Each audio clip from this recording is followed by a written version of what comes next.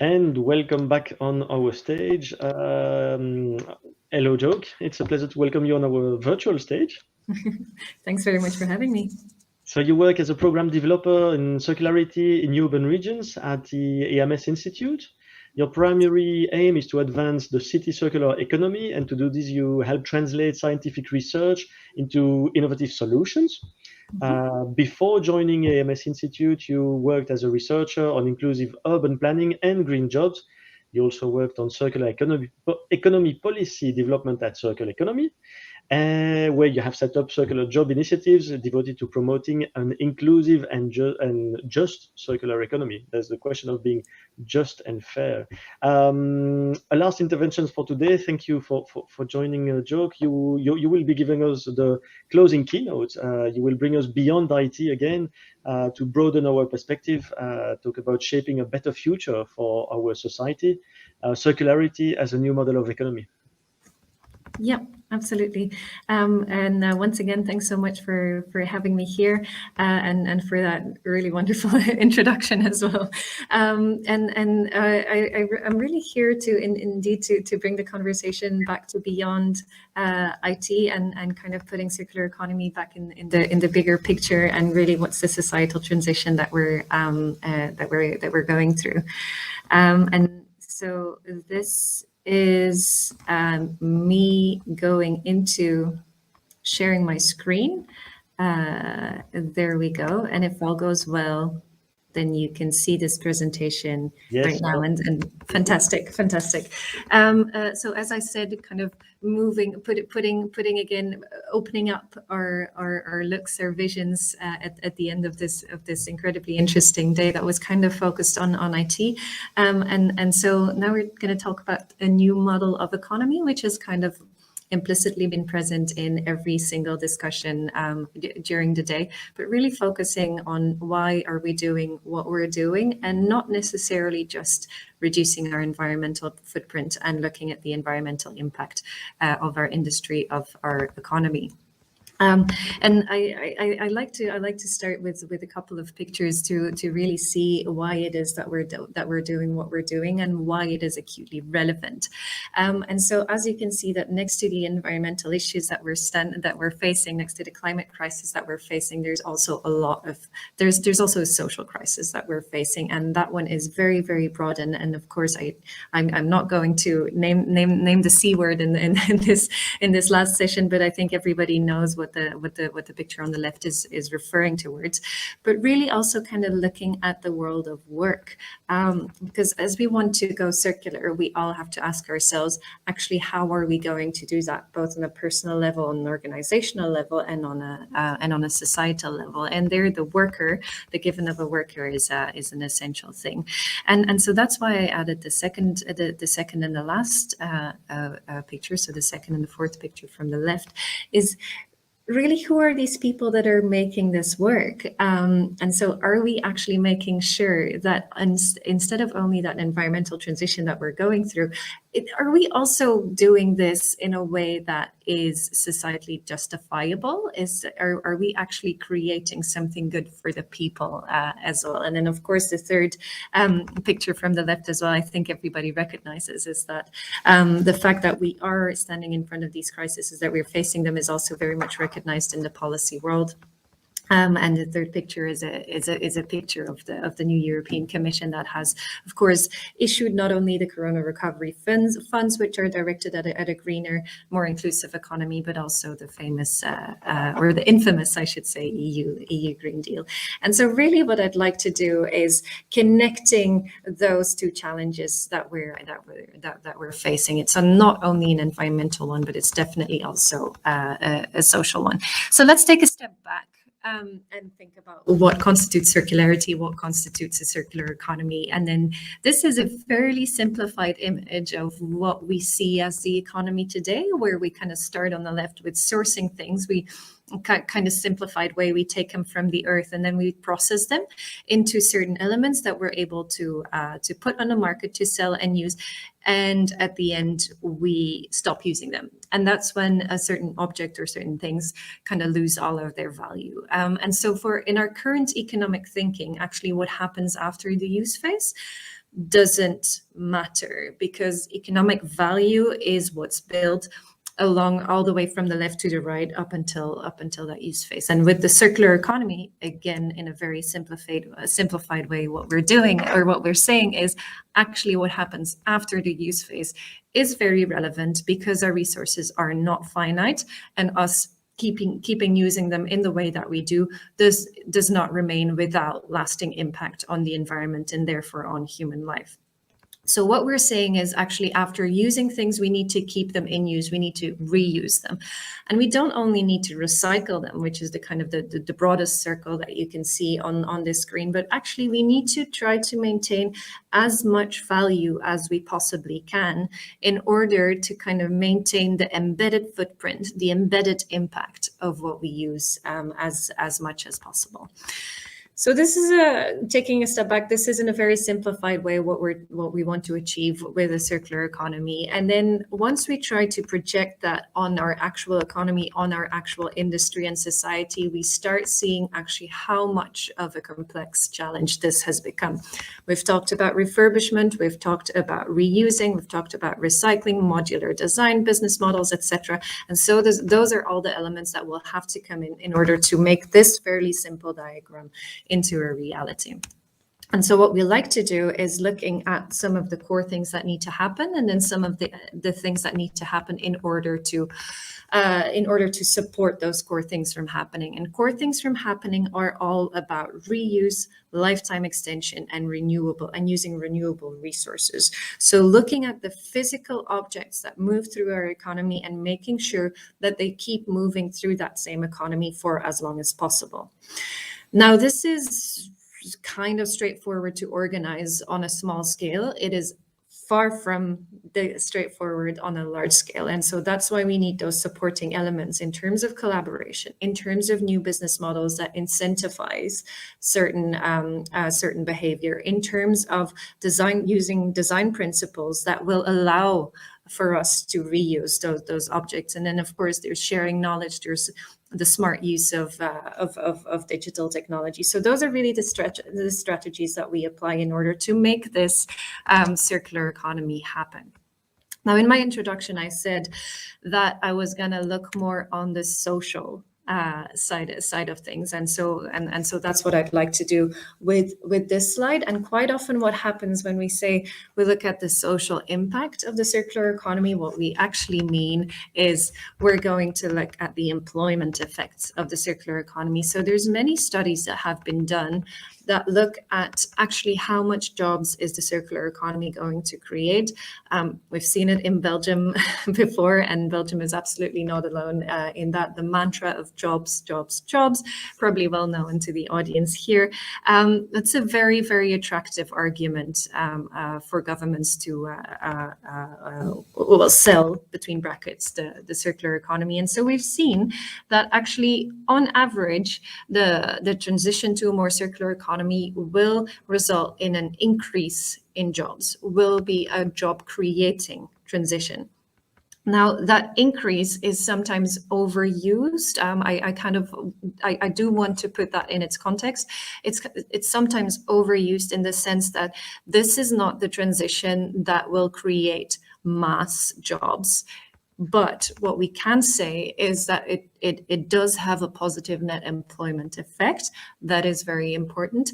But it can also be used as a vehicle to kind of modernize the labor market and to make it healthier, to make it more interesting, and to make it more fulfilling for everyone active on it. But that's something that we'll dive into later. Firstly, if we want to dissect those numbers, that positive employment effect, a little bit more, then we can look at the graph on the right, and then we see that actually that small positive effect actually it hides quite a few of the underlying dynamics. So if we divide the economy up in the sectors that we usually do it in, so there's this graph, there's other ways of dividing up the economy as well, of course, but this is for a European study done. Then we see that actually some sectors have a lot to gain, but then other sectors have something to lose. So what we'll see is that despite the fairly small positive employment effect, there are actually massive transitions happening within the economy. So don't let the kind of this fairly limited overall number fool us, let's say, to think that this is going to be a small transition for the labor market. Now, those graphs this is macroeconomic thinking, right? So we're used to kind of dividing up our economy in sectors, and what I'd like to do today is maybe take another look at it, because I just said we are going to expect kind of big shifts on the labor market. So what could those look at? And this is a metaphor that I've used before, and what I try to do is step away a little bit from the sectors and looking a little bit more at the characteristics of what we're going to be doing. So working in the circular economy, how is that different from working in a linear economy? How is working in that straight line that we just saw different from working in that spiraling diagram that we saw? And what I came down to is actually there's three main differences. And I link them with three types of animals, with three types of insects. And I hope I'm not saying anything wrong here. I do hope they are all insects. But firstly, we're going to need to innovate. And those three insects that you see, that they're icons for fireflies. So there it's about how do we make things in a new way, so we can think about those design strategies that have been discussed earlier today, but also kind of coming up with those new business models, really the innovating and the creative brains behind that change that needs to happen. So those are the fireflies. And then we come with the ants. Another thing that's going to change in the world of work, or in the more circular labor market, is that transition needs to be not managed, but it needs to be implemented. We're going to need lots of hands and lots of feet to do that, because a circular system is inherently more complex than a linear system. We'll have not goods going through a kind of linear trip through the economy, but they'll go through a web in that economy. And so quite often we'll need logistics support, and logistics will become a lot more complex. So that's why I chose the ants there for a little icon. And then thirdly, we'll need to connect, we'll need to pollinate. And so those are the bees as a third type of insect that you can see. And the bees are really the intermediaries of that circular transition. So the people that can spread knowledge, that can connect to different networks, because we'll need to know where goods are coming from and where they're going to. So really the pollinating ones. So we have the fireflies that innovate, the ants that organize, and the bees that pollinate. Just as three types of change that are happening to our jobs as we move into a more circular world. I also wanted to maybe apply that on the sector that we've been discussing during this conference, on the IT sector. And so if we look at the manufacturing industry, so the first thing that you can see here is a gray circle, which is kind of like the, let's say, the traditional trip that a product or a good goes through. We go from extraction to production to use, and then throw it away. And then the colorful blobs that you may see on the screen, those are really different circular strategies that intervene in different parts of the value chain. So you can use products as a service on the bottom left, or you can repurpose laptops and things, and that goes from that covers everything from laptops and phones to servers and kind of larger scale installations as well. And what you see is that for all of those circular strategies, actually there's people that we need. We need material innovation specialists. We need material brokers. We're going to need disassembly operatives, right? And so those are all people working in a more circular economy. And so if we project our three types of insects on this value chain, then you'll see that also in the IT value chain, we're going to need those fireflies, those ants, and those bees to pollinate. So this is a little sidestep to the value chain of interest from today. what I'd like to share with you today are three, how shall we call it, three things to bear in mind when we're thinking about the social impact of a circular economy, and then more specifically zooming in on the world of work. And the first thought that I'd like to share with you is the connection between the circular economy and inclusivity, or an inclusive labor market. Because as you can see on this image, or what's missing on this image really is a geographical context, right? This is a purely hypothetical image, and what we see is that we're going to create jobs on certain places, but actually the type of strategy will have an impact on where those places are. So we might see that even though the net employment effect of a circular economy is positive, it might not be positive in every sector, but it might also not be positive in every region. So maybe certain regions will have to gain, certain areas, urban or rural, will have to gain, and other areas will have to lose. So thinking about both winners and losers of a circular economy. What we can say, though, and now I'm showing you back that first hypothetical diagram of what constitutes a more circular economy. What we can say is that because it's inherently more complex, we'll actually add all these types of intermediary processes or supporting processes. And if we break down a little bit what these processes are, and if you read through them what they are, then we can see that actually those are activities relating to the manufacturing industry that we can actually bring back.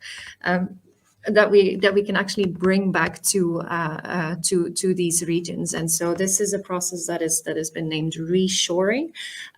So a lot of jobs that have actually been pushed out of our Belgian and European market, kind of pulling them back in. And what that means is that we're going to redevelop a certain industry that has kind of the previous decades has slowly moved out of our markets, and we're going to reintroduce it. And that brings me to the second train of thought that I'd like to come to today, and that is the one of skills development. Because if we're reattracting this new industry back to our markets, that will mean that we'll also need to kind of develop the talent that is required with these activities.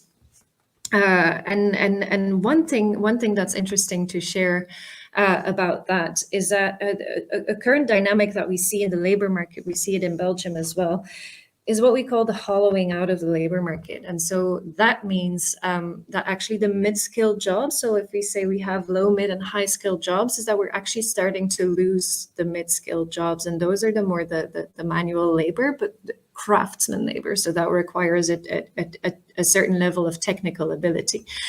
And because we're reintroducing those processes, because we're reintroducing those manufacturing related activities into our own market, it is said that actually a transition to a circular economy could also counter that movement of hollowing out of the labor market, and again opening it up to a broader range of skills profiles.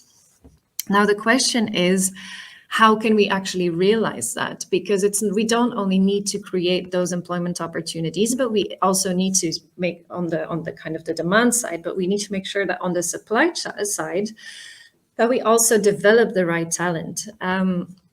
And so a term that comes up quite often is the T-shaped skills profile, and that means as much as having a certain set of broad transversal skills that can be applied in different contexts and in different activities, complemented by a set of specific skills that are specific to a functional area, discipline, or specialty.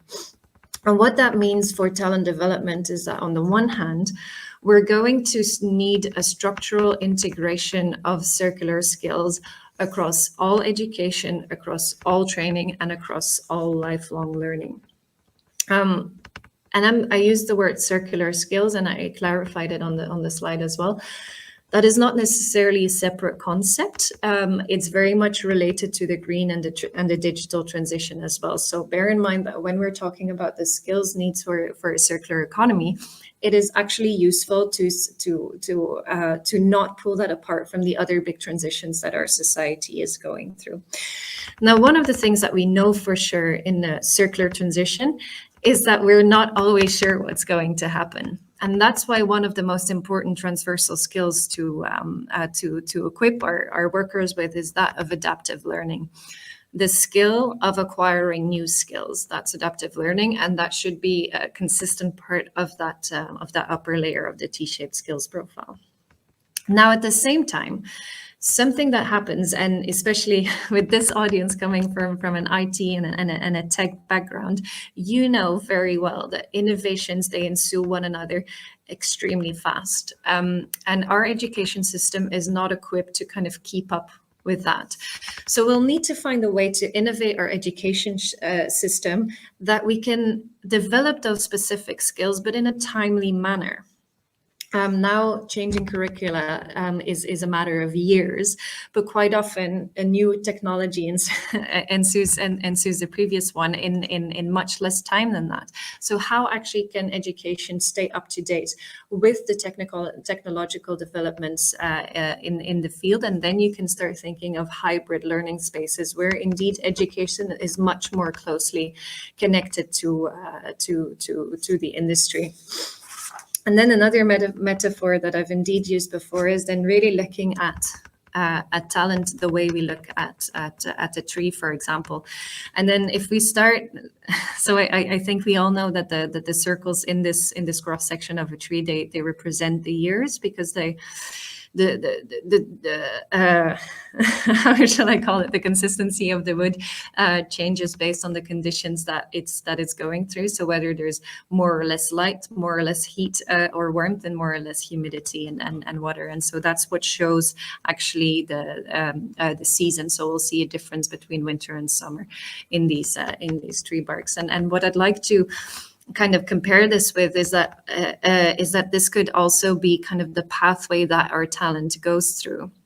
That as the world and our environment changes, that also our skills palette will change, and will anticipate and adapt to the needs of the current state and the future state of that circular transition. And so that's when we come up with terms like flexible career paths and adaptive careers. And those are, again, terms that, if we think of it in a macroeconomic way, those are, again, very, very attractive terms. They are very good or very desirable on a societal level. But what we shouldn't lose out of sight is that actually, and there again, I'm referring to that first graph I showed, that there's maybe a small overall change, but that hides big underlying changes. That's the same thing that's here. We shouldn't kind of lose the personal story out of sight, because what can be desirable on a macroeconomic level is something that we need to carefully steer, carefully foster and support on a more individual level. And that brings me with the third and last train of thought that I wanted to share with you today, and that's the one of decent work. Because what may be desirable on the macroeconomic level can be quite challenging on a personal level. Think of your own career right now, and think of what would have to happen for you to start up in a completely different sector, or to start doing a new job, or to actually start focusing on a separate activity or a new activity that's rising up in your sector. And so that's why I want to bring the attention to decent work. That's about the individual experience as much as the collective experience of that transition to the circular economy. So what happened here is that we mapped out some of the opportunities and some of the risks that are associated with changing to a circular value chain. So here again, applying it to the IT sector, is central in the image. You can see again that linear economy, or the simplified representation of that linear economy. And then again, the same 3 circular strategies apply to that, but where they happen on the value chain. So we'll have a case of product service systems, so lease systems, repair and maintenance, but also a resale, so a second-hand surface. And I think we're all very much aware that the current linear value chain brings about certain risks. When it comes to social impact. We're all very much aware. Sometimes we don't like talking about it, but we're all very much aware of labor conditions that are connected to the IT supply chain, both upstream and downstream. So both in the mining of the metals that we need and in the assembly of the products that we use. We were talking about smartphones earlier. Think about the kind of the elements that are used in the smartphones, in the touchscreens, in the batteries, etc. And where they are mined, we know that people are not working in humane conditions. But just as much downstream in, again, the waste management of those products. Now, what we shouldn't say is that the circular economy is an automatic solution for that. It could indeed, it carries potential for a positive societal impact, but we shouldn't only look at, again, the quantitative one or the quantitative side of impact, but also the qualitative one. And there things become quite there's other risks that could come to the front. For example, platform work. So the circular economy is typically associated with more atypical and irregular work, and so we'll need to make sure that our labor protection policy, or labor policy, and labor rights evolve along as the structure of our economy changes. Now that's just to say that circular economy in itself doesn't make any claims about equal opportunities or the distribution of power and wealth. What we can do is we can use it as a vehicle to indeed promote those things, but we'll need to do it in a very conscious way. Now, just now I mentioned also the individual experience, and there, one last thing that I wanted to highlight with regards to decent work is also how proud one can be of their job. These are 3 Vogue covers that kind of came out during the first lockdown, if I remember correctly, and this is actually the first time that there's a nurse and a supermarket worker and a train driver appearing on the cover of these Vogue magazines. And if you would have asked me 2 years ago if I would ever use a Vogue magazine in a presentation about the circular economy, I probably would have declared you mad, but here it is anyway. And what I want to say with that is that actually our perception of what constitutes valuable work is also something that needs to change. And these covers show that it's something that can actually change. So we can allow ourselves to question the way we think about certain jobs. And if we kind of translate that to the circular economy, and now I'm referring back to the very first picture that I showed you. Remember the man in black and white working at a conveyor belt? The very foundation of circular economy is reuse, repair, maintenance, and recycling. And quite typically, those are not high quality jobs. What we don't want to do if we transition to a more circular economy is just create a massive amount of low quality jobs. No, if we're saying that our waste is our resource, then we should also treat the workers in a similar way. This is an example of the city of Rotterdam, where they try to indeed rebrand that waste. So it says gold transport on the side of that truck, and that's really what it was. So can we shift can we shift the appearance that those jobs have and that those people have? And can they become high quality jobs that are well paid, but entail a certain craftsmanship, and that can also allow people to be proud of the work that they do? And so that's where I want to end. And so what I've done actually through this presentation is I followed a kind of an opposite direction as to the direction that I usually do. And this is also how Olivier and me first got talking. It's about that different order, because usually when I give a presentation, I start with a big idea, and I try to make it smaller and smaller and smaller. And with every step we make it smaller, every step we make it more concrete. And here we started with a big idea, made it very concrete, very fast. Remember the predictions of employment effects per sector. But throughout the presentation, what I wanted to do is zoom out again and again and again, and take a step back again and again and again, until we address the very value system with which we look at our economy and at our society.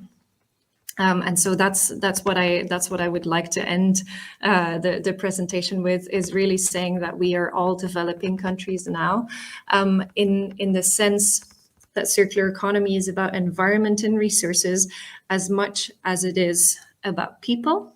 And none of us have completely figured out how to do that, but we should all figure it out, and we should work together in order to figure that out. And at this point, I'll stop sharing my screen and open up the room for a Q&A. Thank you very much, Joke. I'll read directly what Delphine just wrote. It's a very powerful, inspiring speech. Thank you very much. Indeed, that's what I thought as well. For people like me, and probably a lot of the audience who spend the majority of their time to defend topics related to sustainability, we hear an awful lot of bad news all the time, and we kind of need that energy, this type of intervention to re-energize us, to remind us that there are solutions to many of the massive challenges that we are facing, if we decide to go collectively for it. And the fact that institutes like yours are looking for solutions is really a key to guide us, I think, because we just don't know where we need to go, I think, collectively.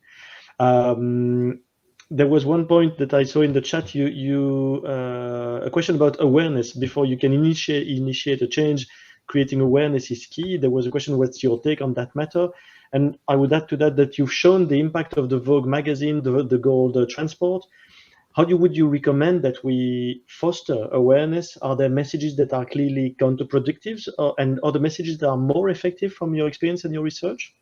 I want to be very careful with answering this question, because it's indeed a very good question, because we've also, the reason that raising awareness is important at this point is because some of you with an innovation background probably know the kind of the innovation curve, right? And so we've achieved a point in the circular transition where just the front runners and just the pioneers are not good enough anymore. And so it's not only a matter of looking at what technological innovation and advancement we can achieve, but also how do we achieve this on a large scale? And that's where things like policy, governance, behavior comes into place, and behavior not only of those pioneers, but of the larger audience. So that's the reason why it is so important now. At the same time, we're living in a time of increased polarization, of increased social tensions, and we're actually in dire need of a story, of a shared narrative that we can look at the future together. So those are two reasons why raising awareness is so important. The reason that I'm saying that I want to answer this question very carefully is because at the same time, those reasons can be abused. And so on the impact side of things, we know that we need to change. Also on the governmental side, well, we know that we need to change. But then because there is this new narrative that can give hope and that can actually get large groups of people and multiple different groups of people behind it, it can also be abused. And so there, just as much as we have greenwashing, I guess circular washing doesn't sound as sexy or as accurate as Gilt's greenwashing does, but that is something that we have to look into.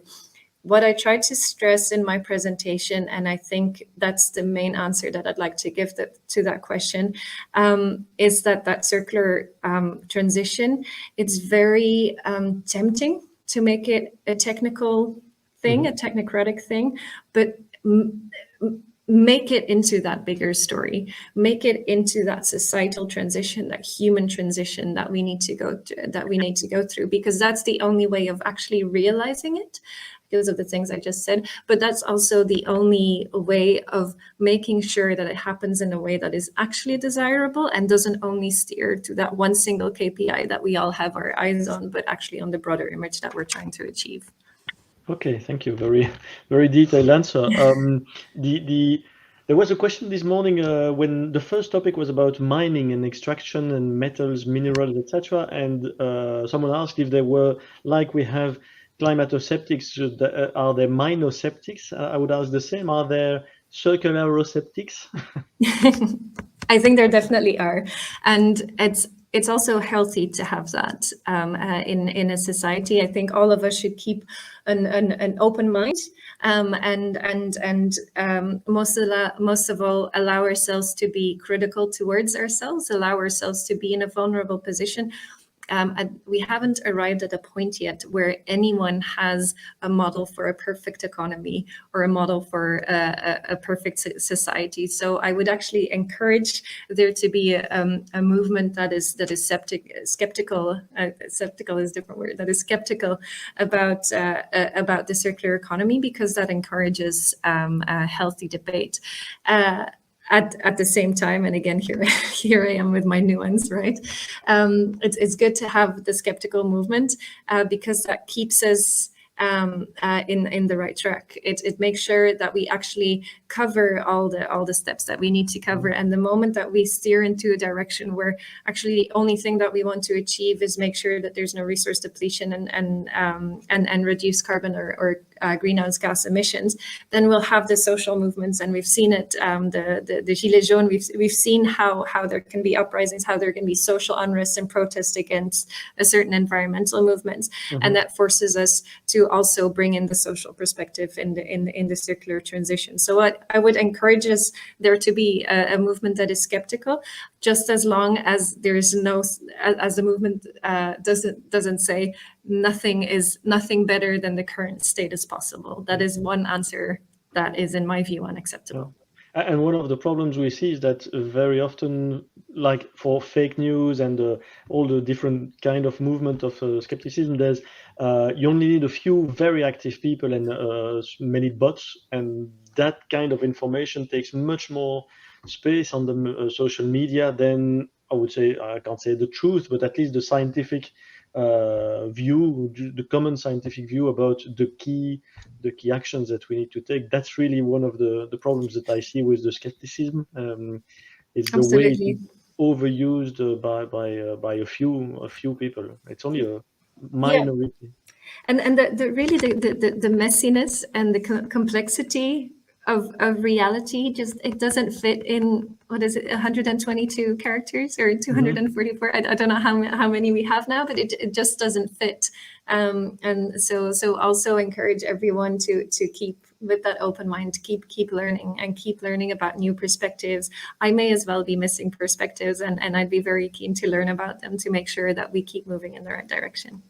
Thank you. Indeed, that's one of the things that we try today. We've gone through tons of different topics to try to bring different perspectives about the different issues. And for those who were not there earlier, we are working this whole week with the UC Louvain, so University Doctoral School on Sustainable IT, but they also looked at plenty of different aspects during the whole week. There will be replays of the key conferences on their YouTube channel, and I can only encourage all of you to have a look at their program and then have a look at the replay of the conferences that could be of interest to you. Before we close, there's one of the points that you mentioned, which is way broader than IT, of course. Again, you talked about the skills and the evolution of society, and there's really this question of creating place for people who are less skilled, so that they can move upwards. There's so many people who are trying to go to the top notch of technology, but as you mentioned, there's this gap, and we need to bring the people into this gap. That's the only way for our societies in Europe to continue to bring wealth to everyone, I think. That gap that you mentioned there is really a key. I wonder to what extent our governments are able to act on that. But I don't know if you've got specific? Yeah, well, and for everybody to take responsibility in that, right? So that the circular transition be a shared one, not where industry waits for government and government waits for industry to take action. So it's we definitely need to set certain scopes and boundaries of responsibilities, but we're also going to need entrepreneurship from every single one of us to move in the right direction. Yeah, that's not an easy one. Entrepreneurship is not something that everyone wants to do, and I can. Another one to add to the transversal skills for everyone. There was a question in the chat. What about cradle to cradle to avoid waste, or eco-designing from the start? Well, very relevant and 100% part of the circular transition. I think cradle to cradle relates to design, the design part of the value chain, and then everything that relates to kind of end of use management. So everything with relation to collection, separation, recycling, but also towards higher value reuse.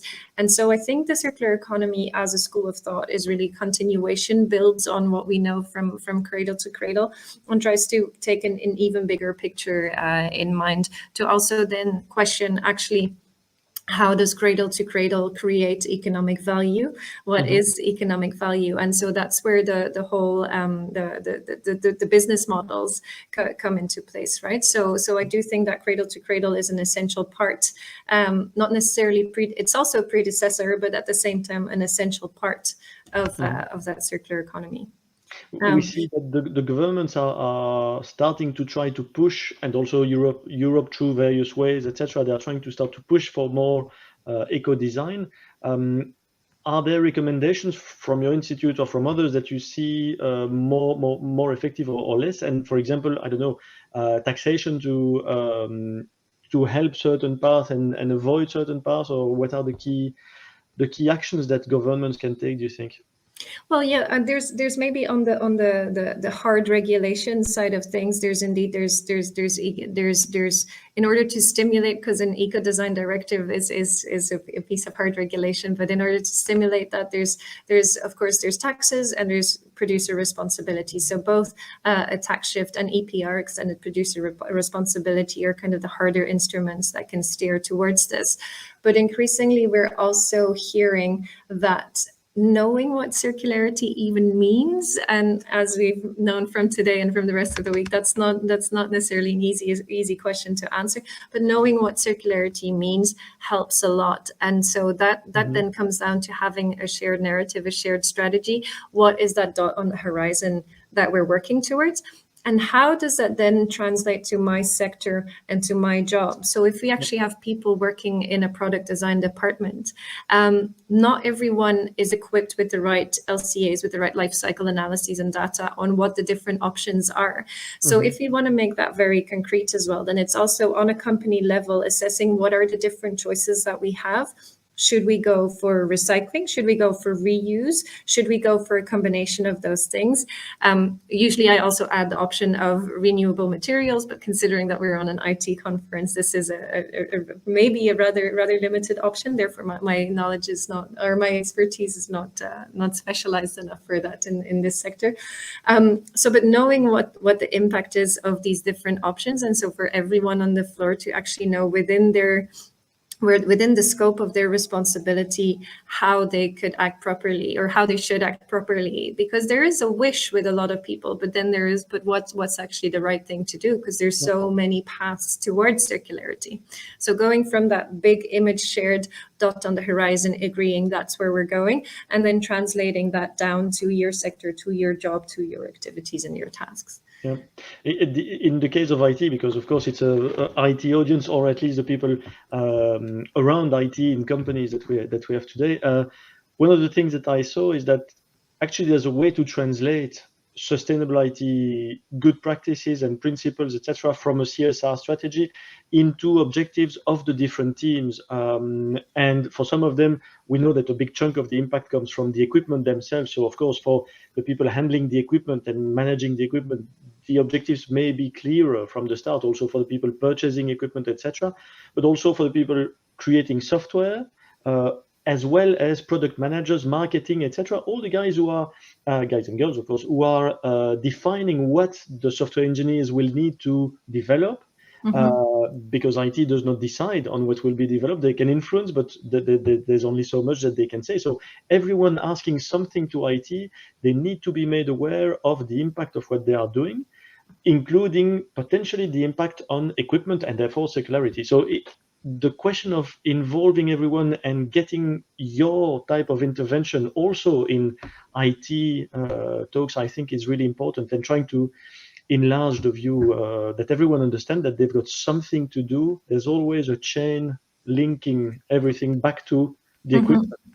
And that's actually a really, really important cue to HR managers. So I'm not sure if there's management in the audience, or if there's HR managers in the audience, but it's really about figuring out what circularity means for your different departments, and then effectively also translating that to different KPIs. Because if you're going to a leasing model, then your revenue from sales should not be your KPI anymore. Then it should be a service-related KPI.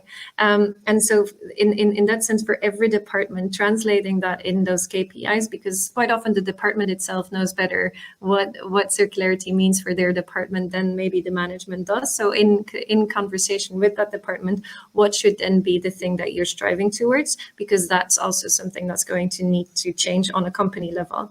Indeed, and probably evolving KPIs. And one of the things that I quite like are what we call balanced scorecards. So a set of KPIs, because what you see is that when you start trying to influence one, most of the time you will decrease the others. So if you have all these weighted KPIs that you take together, you need to try to get the best out of everything. And then you start making, I think, better choices, as long as the KPIs are well chosen, and as long as you revisit which KPI you use regularly, because it evolves. And as you say, your business model is maybe evolving, for example, to adapt from selling equipment to selling a service. And in this case, your KPIs need to follow regularly. But what you said for circularity is true for sustainability as a whole. I think that we have the possibility to detail, for example, the Sustainable Development Goals of United Nations. They can be detailed into objectives for top management, middle management, teams, individuals, depending on the type of job that each of us has. And I hope that someday it will really be a financial incentive for everyone to work in that direction. I just read, without the stick from government and the carrot new business model, circularity can only be supported by CSR. Indeed, very true. That's everything needs to be acted together, from government to top management to teams, etc. Yeah, but it's also, I guess that the exchange that we just had the past minute shows that if on a management level you decide that you want to go in either one direction, more circular one way or the other, then make sure that you don't only knock on the CSR door, but make sure that you also knock on the HR door, because in the end it's all connected within the company to make it happen.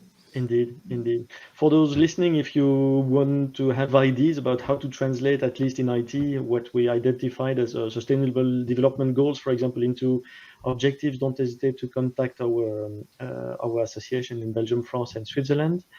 Joke, thank you very, very much. I will finish this up by a quick recap, because I think that we don't have any more questions directly for you. Thank you very much again, Joke. Thanks for having me. So let me share my screen for the last time today. The pleasure of technology. I chose the wrong button. I can't see what I'm doing anymore. 2 seconds, bear with me. There you go. Fortunately, it was not my holiday pictures that you suddenly saw on screen. Anyway, so this is the end of the afternoon talks that we've had. As you've seen, really completely different types of talks.